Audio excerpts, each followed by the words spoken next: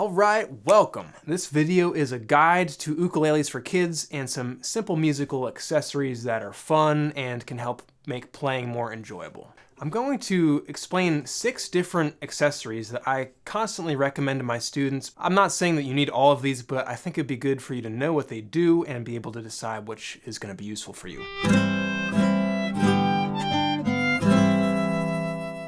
So the most important thing is which instrument to buy. I have a special video just on this, but the short version is either of these would be a great choice for kids under 10 years old. This is the Macala Dolphin, and this is the Kala, KA15S. Don't worry about remembering that. I'll put links to these exact items below. Okay, so let's get moving here. I'll start with the stuff that I recommend right away when you're getting started, and I'll lead into things that are good for down the road. So this is a clip-on tuner. If you don't use a tuner, this is what your ukulele is going to sound like. Even if you're playing chords the right way and you know what you're doing, if your instrument's out of tune, you're not going to have a good time. So what this allows me to do after I clip it, it will show me the name of the note that I'm hearing, and it'll also show me whether the note is too high or too low. And then from there I can adjust it and get it so that my instrument sounds great all the time. I also have a video about how to use some free phone apps to get in tune.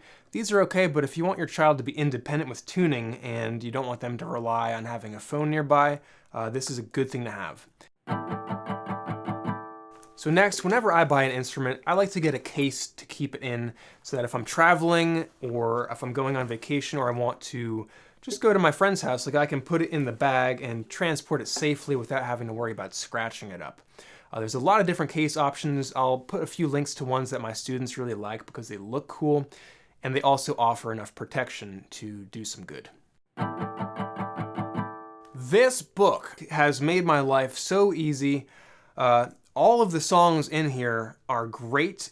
You'll like them, and kids somehow know almost all of them and love them. They're just good songs. Like you've got the Beatles, some classic rock, Three Little Birds, Yellow Submarine, Bob Dylan.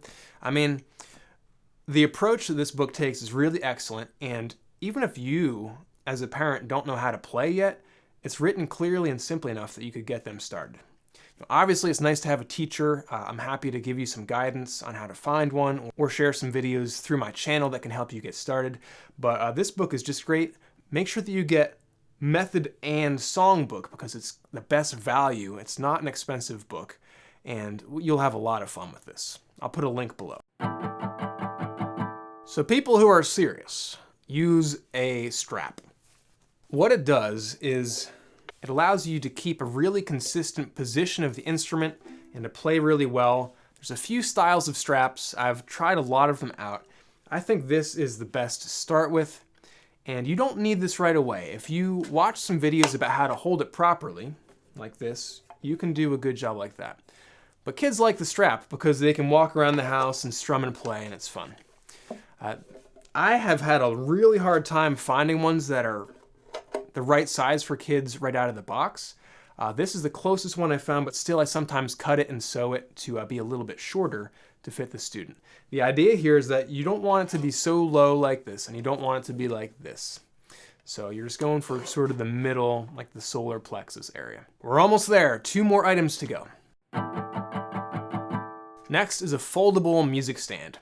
So if a student is using any kind of books or printouts with their lessons or just their self-education, it's a great idea to have a folding music stand. The reason is that it allows them to have much better posture and playing position instead of like slouching and looking down at the book on their lap or on a table, just encouraging poor breathing and poor hand position. This can be adjusted to be really comfortable and really save your posture and make you happier and feel better. And the final thing, this is called a Capo. C-A-P-O, and guitarists, banjo players, mandolin players, everybody uses these some of the time. And what it is basically a little vise that clips over my strings and presses all of the strings down in between the frets. Here's why this is useful. It allows me to do what we call changing the key of a song. If you want to play along with the recording of a certain song, this can help you to find the right key so that it'll sound good playing along.